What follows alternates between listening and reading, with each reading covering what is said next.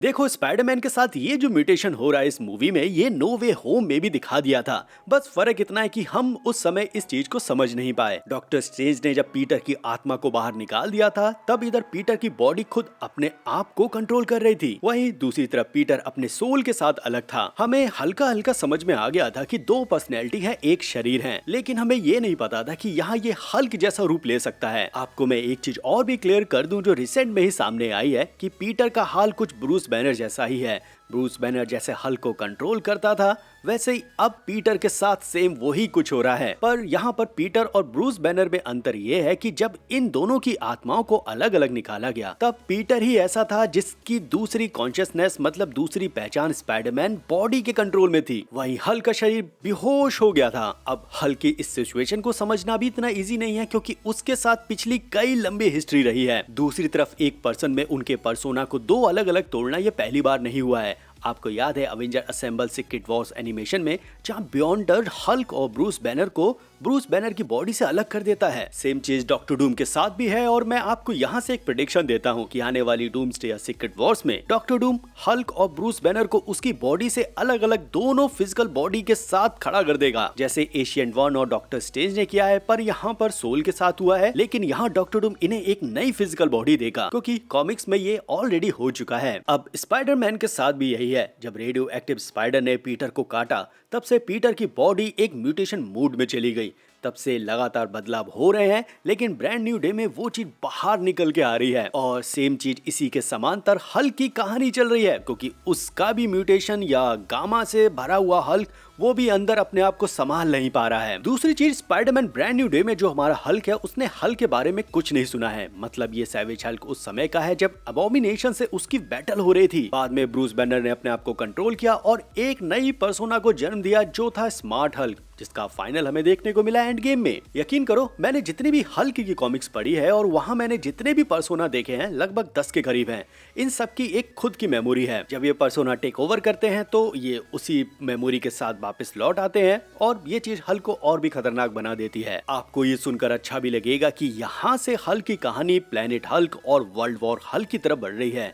लेकिन कैसे, इसे जानने से पहले हमें हल्क की पूरी स्टोरी को समझना होगा, और कैसे ब्रांड न्यू डे पे सेटअप हो रही है और आगे कैसे देखने को मिलेगी, उससे पहले एक छोटा रिकैप तो होना ही चाहिए। तो आखिरी तक बने रहो। चैनल पर नए हो तो सब्सक्राइब करना मत भूलना। फिलहाल मैं हूँ C53 से वॉचर, और द वॉचर शो पे आप सभी का स्वागत करता हूँ। सबसे पहले हमें इस चीज को समझना होगा कि हल्क को हमेशा से गवर्नमेंट ने एक विलन जैसा देखा है, वहीं ब्रूस बैनर का बस यूज किया है गामा रेडिएशन को डिटेक्ट करने के लिए। हेलिकैरियर पर इसके बारे में मेंशन पहले ही कर दिया गया था कि ब्रूस बैनर यहाँ सिर्फ गामा रेडिएशन का पता लगाने आए हैं। फिर एज ऑफ अल्ट्रॉन में ये सैवेज हल्क देखने को मिला, और उसके बाद ये अब ब्रांड न्यू डे में नजर आ रहा है। थॉर रैग्नारॉक से लेके अब तक सिर्फ ब्रूस बैनर स्मार्ट हल्क वाले पर्सोना में जिया है। अब एक चीज ये भी है कि ट्रेलर में ये बहुत सारी चीजों को छुपा देते हैं, ताकि मूवी में हमें वो सरप्राइज जैसा नजर आए। इसीलिए इंटरनेट के कुछ महारथियों ने ये नोटिस किया है कि जो हमें हल्क देखने को मिला है, दरअसल वो ग्रीन नहीं है बल्कि ग्रे है। जीन ग्रे की पावर जो वो यूज कर रही थी सबको जमाने के लिए, वो सूजन स्ट्रोम जैसी लग रही थी, फैंटास्टिक फोर वाली।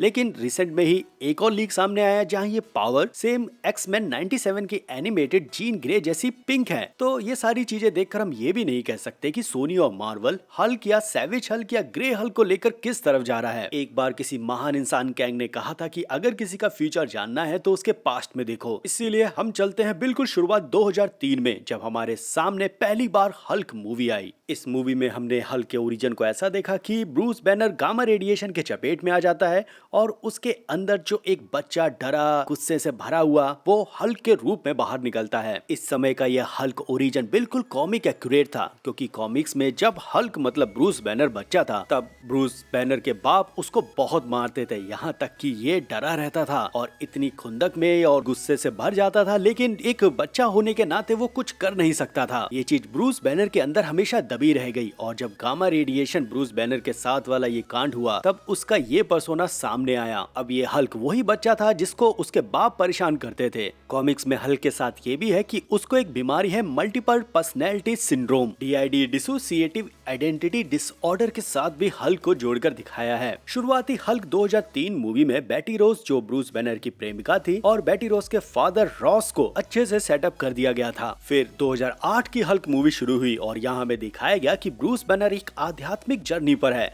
वो अपने हल्क अंदर के मॉन्स्टर को कंट्रोल करना चाहता है। वो इसका इलाज ढूंढने के लिए मेडिटेशन कर रहा है, अपने हार्ट रेट को कंट्रोल कर रहा है, यहाँ तक कि वो अपने हर एक ब्लड सैंपल पर लगातार एक्सपेरिमेंट कर रहा है। लेकिन आखिरी में ब्रूस बैनर को यह एहसास हो जाता है कि हल्क की जरूरत है, क्योंकि अबॉमिनेशन पूरे शहर को बर्बाद कर रहा है। ये बैटल कंप्लीट होती है और आखिरी सीन में हमें देखने को मिलता है कि ब्रूस बैनर मेडिटेशन कर रहा है और अचानक से उसकी आंखें खुलती हैं और ये आंखें ग्रीन हैं।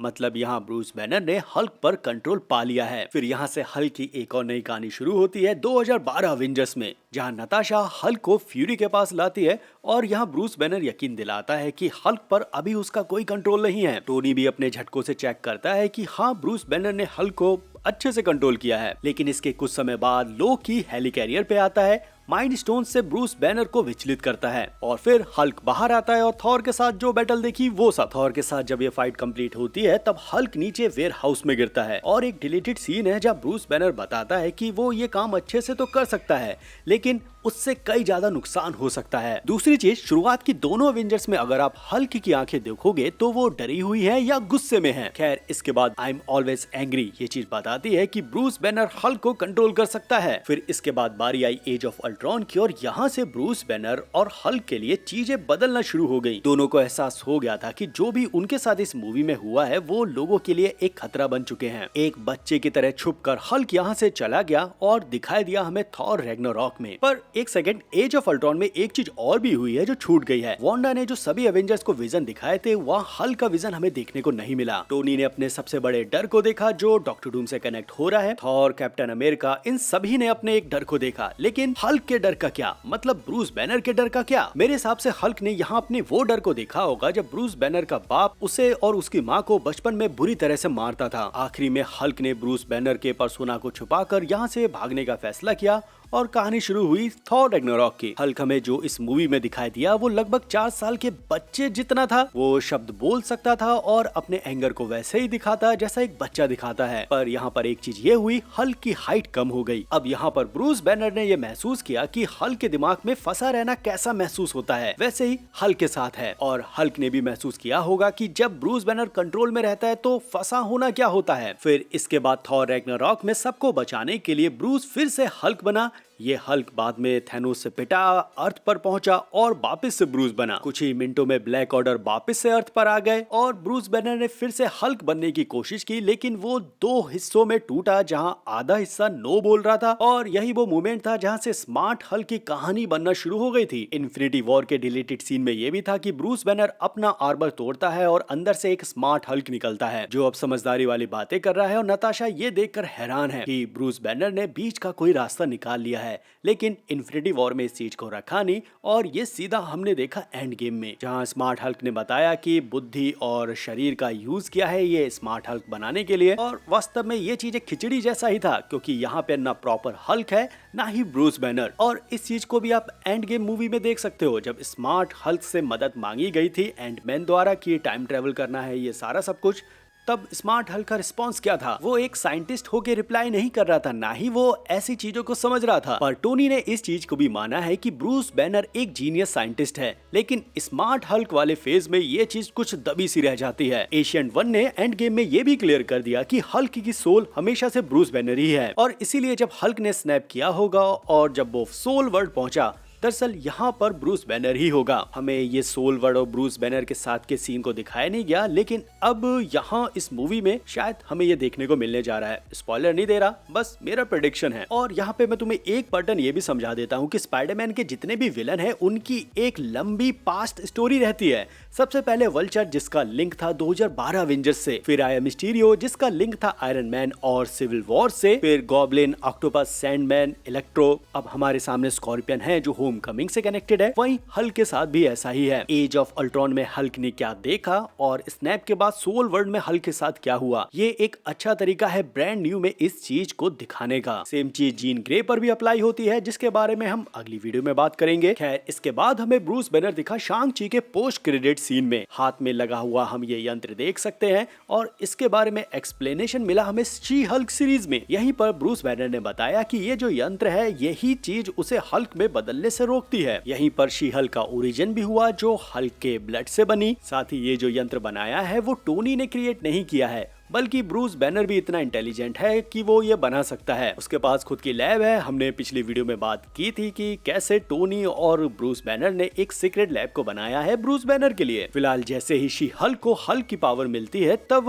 वो भी हल्क में बदल जाता है। यहाँ हल्क की कोशिश ये रहती है कि वो शी हल्क को ये कंट्रोल करना सिखाए कि हल्क बनना कितना मुश्किल है, लेकिन हल्क को महसूस होता है कि शी हल्क का कंट्रोल उससे कई ज्यादा बेहतर है। फिर इसी सीरीज के आखिरी में हमने ये भी देखा कि हल्क का बेटा स्कार है, वो भी अर्थ पर आ गया है और इसके बाद सीधे हल्क को ब्रांड न्यू डे में दिखाया जा रहा है। मतलब लास्ट बार जो हमने ब्रूस बैनर को देखा तब वो स्मार्ट हल्क था। अब हो सकता है कि परिवार की जिम्मेदारी भी उस पर आ गई हो और बीवी बच्चे भी हो। बच्चा तो हमने देख लिया है, शायद हमें बीवी भी दिखा दें और ये सच में सरप्राइज से कम नहीं होगा। मान लेते हैं कि हल्क के बेटे स्कार को अगर इस मूवी में दिखाते हैं तो चीजें अलग ढंग से प्ले होंगी और नहीं दिखाते हैं तो कई सारे क्वेश्चन भी सामने आ जाएंगे। नंबर 1, अगर दिखाते हैं तो ये चीज जस्टिस करता है कि ब्रूस बैनर एक जॉब कर रहा है प्रोफेसर की किसी यूनिवर्सिटी में और ब्रूस बैनर नहीं चाहता कि वो आगे हल्क बने क्योंकि चीजें अब उसके लिए बदल गई हैं और इसीलिए ब्रूस बैनर ने इस यंत्र का यूज किया है ताकि वो उस हल्क को नीचे दबा दे जो एज ऑफ अल्ट्रॉन में सबके सामने आया था। और ट्रेलर में हमें ये जो हल्क दिख रहा है ये वही एज ऑफ अल्ट्रॉन वाला हल्क है। वरना अगर गणित साफ होता तो ब्रूस बैनर सीधा बदलता स्मार्ट हल्क पर ऐसा तो हमें देखने को तो नहीं मिल रहा है। ये भी क्लियर कर दिया गया है कि इस हल्क को अनलॉक किया है सेडी सिंह के कैरेक्टर ने। वहीं मैंने बहुत पहले इस चीज को भी कवर किया था कि सीक्रेट वॉर्स के बाद जो सागा शुरू होगी और जो उसकी पहली मूवी होगी वो हल्क से रिलेटेड होगी। साथ ही ये हल्क केवल अकेला नहीं होगा, एक्स-मैन इसकी कहानी के साथ जुड़े रहेंगे। ये ब्रांड न्यू डे के पहले की बात है और अब हमें क्या देखने को मिल रहा है।